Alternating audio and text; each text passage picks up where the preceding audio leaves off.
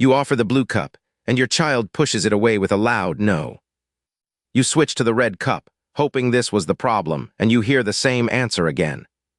The drink is something they wanted just moments ago, so why does it suddenly feel like a battle? What if your toddler is not rejecting the cup, but discovering something much bigger? If you are exhausted by these moments, you are not alone, and you are not wrong for feeling frustrated.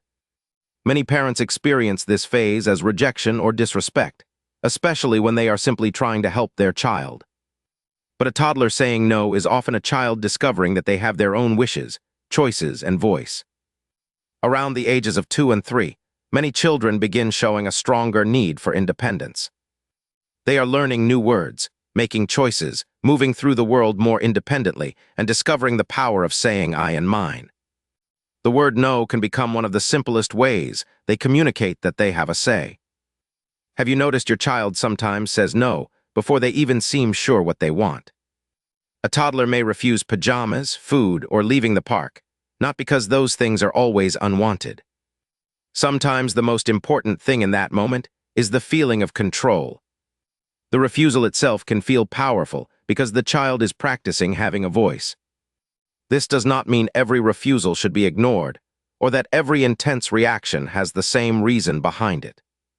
The everyday no phase is often a normal part of growing independence, even though it can feel incredibly tiring. The reason this phase feels so intense is that your toddler's emotions can grow faster than their ability to manage them.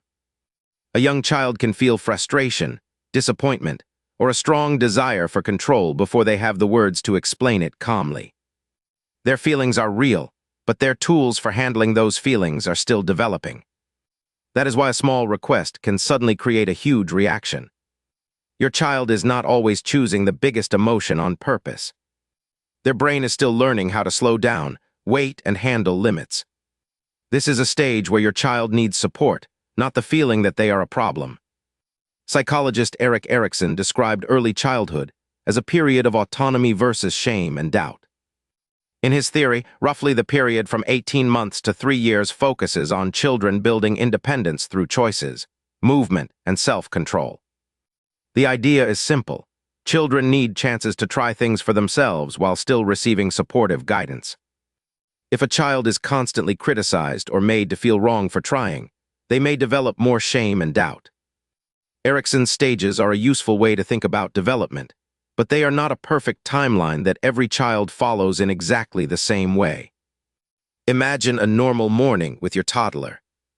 You place shoes near the door, and your child says no before even looking at them. You explain why shoes are needed, then explain again, and then explain one more time. Suddenly, the shoes are no longer the main issue. The moment has become a struggle over who gets to decide.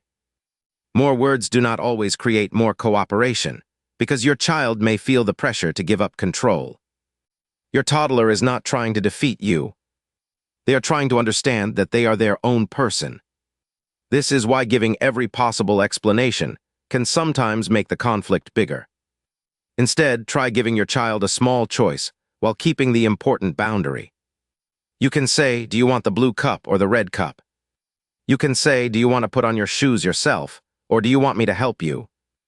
Your child gets a feeling of control while you keep the part that matters.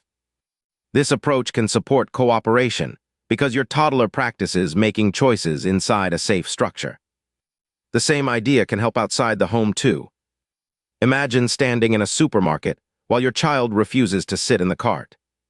You can turn it into a long argument, or you can offer a clear choice. You might say, you can hold my hand, or you can sit in the cart. The limit stays the same, but your child gets a place to participate. Bedtime is another moment that can become exhausting. You ask, do you want your pajamas on? Often, the problem was not the pajamas themselves, but the feeling of being asked to agree when the child wanted to feel in charge. Try saying it is time for pajamas now, and you can choose which ones you want. What usually makes things harder is turning every no into a personal battle. Repeated warnings, endless explanations, and questions with no real choice can create more tension. This stage does not mean you are raising a defiant child. You can feel exhausted by this phase and still be a loving parent. Parenting a toddler is not about winning every moment, but about helping a small person grow with your support beside them. So the next time your child pushes away the cup and shouts no, remember what may actually be happening. The blue cup may still get rejected tomorrow, but now you can see that the no was never only about the cup.